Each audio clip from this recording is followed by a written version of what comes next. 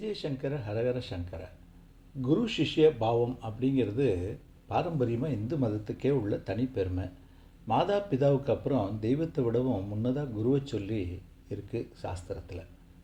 அந்த காலத்தில் எல்லாம் குருவாக இருக்கிறவர் ஒரு ஆஞ்ஞை இட்டுட்டார் அப்படின்னா அது எவ்வளவு சிரமமானதாக இருந்தாலும் செய்கிறச்சே கஷ்டங்கள் பலது வந்தாலும் கொஞ்சமும் சலிச்சுக்காமலும் தவிர்க்காமலும் சீடர்கள் செய்து முடிச்சுடுவா. அதே சமயம் அவசியம் இல்லாத எந்த காரியத்தையும் அவளை செய்ய சொல்ல மாட்டார் குருநாதர். அப்படிப்பட்ட காலகட்டத்தில் நடந்த குருகுல அனுபவம் ஒன்று முதல்ல சொல்கிறேன். அதுக்கும் மகாபிரிவாளுக்கும் என்ன சம்பந்தம் அப்படிங்கிறத அடுத்ததாக சொல்கிறேன். 3 இளைஞர்கள் ஒரு குருகுலத்துக்கு வந்தாங்க. குரு தேவரை தரிசனம் பண்ணி தாங்கள் அவர்கிட்ட சீடர்களாக சேர்கிறதுக்கு வந்திருக்கிறதா சொன்னாங்க.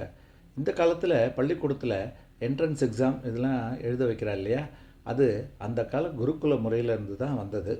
சின்ன வயசுலேயே குருகுலத்தில் சேர்ந்து படிப்படியாக கற்றுக் கொடுக்கறது ஒரு வகை. இன்னொரு வகை நடுத்தர வயசில் குருகுலத்தில் சேர்ந்து படிக்கிறது. இதில் 2வது முறையில் சீடர்களை சேர்க்கறச்சே அவளுக்கு என்ன தகுதி இருக்குன்னு தெரிஞ்சுட்டு சேர்த்துக்குவா. அந்த வழக்கப்படி தங்கிட்ட பாடம் கற்றுக்க வந்த 3 இளைஞர்களுக்கும் ஒரு தேர்வு வச்சார் குருநாதர். 3 பேர்கிட்டையும் ஆளுக்கு ஒரு பறவையை தந்தார்.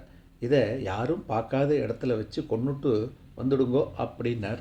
இளைஞர்கள் பறவையை எடுத்துகிட்டு போனாங்க. 2 பேர் கொஞ்ச நேரத்திலே வெறும் கையோடு திரும்பி வந்துட்டாங்க. 3வது இளைஞர் ரொம்ப நேரம் கழித்து வந்தான். அவன் கொண்டு போன பறவை அவன் கையிலேயே இருந்தது. குருநாதர் அவங்ககிட்ட நடந்ததை சொல்ல சொன்னார். முதல் இளைஞன் சொன்னால், நீங்கள் சொன்னபடியே பண்ணிட்டேன். என் இருப்பிடத்தில் ஒரு அறைக்குள்ளே போய் கதவை இருக்க மூடிண்டேன். ஒருத்தரும் ஏன் சூரிய வெளிச்சம் கூட வராதபடி இருட்டாக இருந்தது. உடனே அங்கேயே வச்சு அந்த பறவையை கொன்னுட்டேன். 2வது இளைஞன் அதை கேட்டு சிரித்தான். நீ குருநாதர் சொன்னதை சரியாக புரிஞ்சுக்கல. யாருமே பார்க்காதபடி பறவையை கொல்ல சொன்னார். ஆனால் நீ அதை கொன்ன சமயத்தில் அந்த பறவை உன்னை பார்த்துருக்கோம் இல்லையா, அதனால் நீ தோத்துட்ட. ஆனால் நானும் உன்ன மாதிரி தான் இருட்டு அறைக்கு அதை எடுத்துகிட்டு போனேன். ஆனால் அங்கேயே வச்சு அதோட கண்ணை ஒரு துணியால் கட்டிட்டு அதை வதைச்சுட்டேன். குருநாதர் சொன்னதோட அர்த்தம் புரிஞ்சு செயல்பட்ட என்னத்தான் அவர் சீடனாக ஏற்றுப்பார். ஏன்னா அடுத்தவன் அவர் சொன்னதையே கேட்காம பறவையை உயிரோடு திருப்பி எடுத்துகிட்டு வந்திருக்கான். அதனால் தகுதி தேர்வில் ஜெயித்தது நான் தான் அப்படின்னா. அமைதியாக நின்றிருந்த 3வது இளைஞனை பார்த்தார் குருநாதர். நீ என்னப்பா சொல்ல போகிற அப்படின்னு கேட்காமலேயே கேட்ட அவரோட பார்வைக்கு அர்த்தம் புரிஞ்சுட்டு பேச ஆரம்பித்தான் அவன். சுவாமி, நீங்கள் சொன்ன மாதிரியே பறவையை எடுத்துகிட்டு போனேன். ஆனால் எங்கே போய் நின்னாலும் கடவுள் எல்லாத்தையும் பார்த்துட்டு இருக்காரே அப்படின்னு தோணித்து. யாருக்கும் தெரியாமல் பண்ணணுன்னா அது பகவானுக்கும் தெரியக்கூடாதே. எல்லா இடத்துலையும் நிறைஞ்சு இருக்கிற எல்லாத்தையும் பார்த்துட்டு இருக்கிற அவருக்கு தெரியாமல் எந்த ஒரு காரியத்தையும் பண்ணுறது சாத்தியமில்லைன்னு தோணித்து. அதோட உயிர் உதை செய்கிறதுல உங்களுக்கு எந்த விருப்பமும் இருக்காது. அதனால் அதை திரும்ப எடுத்துட்டு வரணுங்கிற அர்த்தத்தில் தான் நீங்கள் அப்படி சொல்லியிருக்கணுங்கிறத புரிஞ்சு அதான் பறவையை கொண்டு வந்துட்டேன். சொல்லி முடித்த அவனை சந்தோஷமாக சீடனாக ஏற்றுண்டு ஆசீர்வதித்தார் குருநாதர். இந்த கதையை எதுக்கு சொன்னேன்னு தெரியுமா?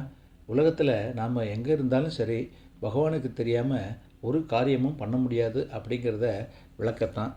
சுவாமிக்கு சமமாக இருக்கிற ஆச்சாரியாலும் இப்படி எல்லா இடத்துலையும் நிறைஞ்சிருந்து நடக்கிற எல்லா விஷயத்தையும் பார்த்துட்டு இருக்கிறார் அப்படிங்கிறத நிரூபிக்கும் விதமாக நடந்த சம்பவம் ஒன்று தான் நான் இப்போ சொல்ல போகிறேன். ஒரு சமயம் காஞ்சி மடத்தில் பெரியவா பக்தர்களுக்கு தரிசனம் கொடுத்துட்டு இருந்தார். எத்தனையோ பேர் எங்கெங்கோ இருந்தெல்லாம் வந்திருந்தா. வரிசை ரொம்ப பெருசாக இருந்தது. வந்திருந்த வாழில் அடிக்கடி வர்றவா, எப்போதாவது வர்றவா, புதுசாக வர்றவா அப்படின்னு எல்லா தரப்பும் இருந்தா. அந்த கூட்டத்தில் சுமார் 60 வயசு உள்ள ஒரு பாட்டியும் இருந்தா. நெத்தி நிறைய குங்குமமும் சந்தனமும் வந்துட்டு தழைய பட்டு கட்டின்னு இருந்தா அந்த பாட்டி. பத்தாக்குறைக்கு கழுத்தில் ருத்ராட்சம், ஸ்படிக மாலை இப்படியெல்லாம் போட்டுட்டு இருந்தா. பார்க்குறவா எல்லாருக்கும் கொஞ்சம் கூடுதலாகவே மதிக்க தோணும். அப்படிப்பட்ட ஒரு தோற்றம் அந்த பாட்டிக்கு. ரொம்ப பக்தி நிறைஞ்சவா. அவள் கூட நாமளும் வர்றதே நமக்கு ஒரு பாக்கியம் அப்படின்னு நினச்சி சந்தோஷமாக வரிசையில் வந்தால் எல்லாரும். ஆச்சு, ஒரு வழியாக பாட்டியோட முறை வந்தது. மகாபிரிவாளை 2 கையையும் கூப்பி நமஸ்காரம் பண்ணினா அந்த மூதாட்டி. ஆச்சாரியா ஆசீர்வாதம் செய்ய போகிறாருன்னு நினச்சிட்டு இருந்ததுக்கு மாறாக பக்கத்தில் இருந்த சீடனை கூப்பிட்டார் பரமாச்சாரியா. மடத்தில் உக்கரான அறையிலேருந்து 100 எலுமிச்சம்பழம் எடுத்துட்டு வா அப்படின்னு உத்தரவு போட்டார். அவசரமாக ஓடினார் அந்த சீடர். பாட்டிக்கு ஒன்றும் புரியல. சுற்றி இருந்தவாளுக்கும் ஆச்சரியம். பெரியவா ஒரு எலுமிச்சம்பழம் கொடுத்தாலே அது மகா பிரசாதம்.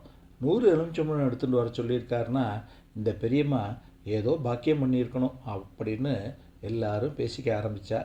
ஒரு கூடையில் 100 எலுமிச்சம்பழத்தை கொண்டு வந்து வேக வேகமாக ஓடி வந்தார் சீடர்.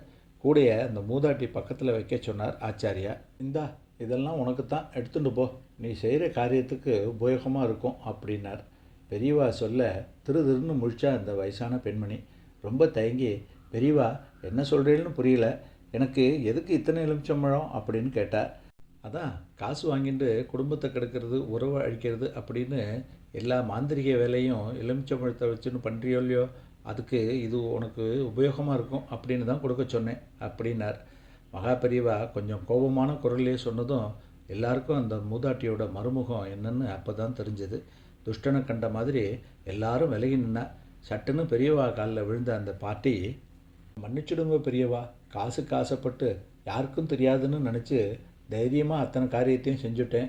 கூடவே இருந்து எல்லாத்தையும் பார்த்த மாதிரி நீங்கள் சொன்னது பகவானுக்கு தெரியாமல் எந்த ஒரு காரியமும் பண்ண முடியாதுங்கிறத எனக்கு உணர்த்தெடுத்து, எந்த கெட்ட காரியமும் கனவுலையும் செய்ய மாட்டேன், என்னை மன்னிச்சுடுங்கோ அப்படின்னு கதறினா.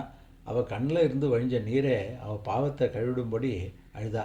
கொஞ்ச நேரம் கழித்து பெரியவா சொன்னார், உனக்கு தெரிஞ்ச அபிசார மந்திரத்தை எல்லாம் ஏதாவது ஒரு பசுமாட்டோட காதில் சொல்லிவிட்டு அதோட தலை முழுகிடும், அதெல்லாம் உனக்கு முழுசாக மறந்துடும், போயிட்டு வா, இனிமேலாவது நல்ல காரியம் பண்ணு அப்படின்னு சொல்லி அந்த பாட்டியை அனுப்பி வச்சார் பரமாச்சாரியா. இப்போ புரியுறதா ஏன் நம்ம பெரியவாளை மகா பெரியவாள் அப்படின்னு நம்ம எல்லாம் சொல்கிறோம் அப்படின்னு?